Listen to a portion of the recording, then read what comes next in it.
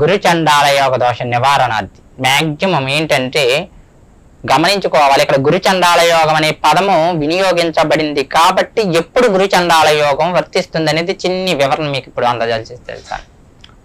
రాహువు ప్లస్ గురుడు జాతక చక్రమునందు ఉండి రాహువు ఉచ్చలో గాని మిత్రస్థానములో గాని సమభాగములో గాని ఉండి గురువు గ్రహమునకు ఉండే స్థానము శత్రువు గాని నీచము గాని పట్టినట్లయితే రాహువుకు అధికంగా బలము చేరి గురునికి బలము లేకపోవడం వలన మాత్రమే గురు చండాల యోగము వర్తించబడుతుంది.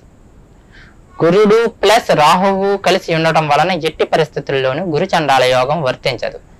ఇలా గురు చండాల యోగముతో ఇబ్బంది పడుతున్న వారు మనకి లలితా సహస్రనామాలలో చెప్పినటువంటి దక్షిణామూర్తి స్వరూపిణి అయినటువంటి లలితా త్రిపుర సుందరి దేవిని 9 రోజులు కూడా విశేషంగా ఆరాధించడం వలన గురు చండాల యోగ దోషం కూడా నివారింపబడుతుంది.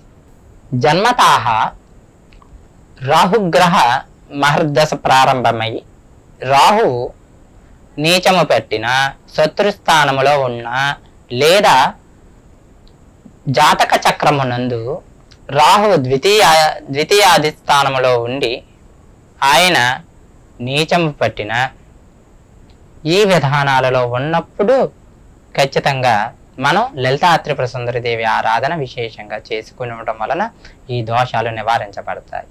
ఈ విధానంలో కలసారాధన చేసి యజమానికి అనుకూలత ఉన్నట్లయితే అవభృక్ స్నానం అని చెప్పి ఉంటుంది. ఆ విధానంలో ఈ కలసలో ఉన్నటువంటి నీళ్లతో యజమానికి స్నానం చేయించడం వలన యజమానికి దోషం నివారింపబడుతుంది. అలా కాకుండా వివిధ దేవాలయాలయందు పీఠాలయందు నిర్వహించేటువంటి వారు ఈ కలసలో ఉన్నటువంటి విశేష జలాలతో అమ్మవారికి గాని లేదా ఆ ఊరి గ్రామ దేవతకు గాని అభిషేక క్రియ నిర్వహించడం వలన చాలా చక్కని ఫలితాలు పొందుతారు.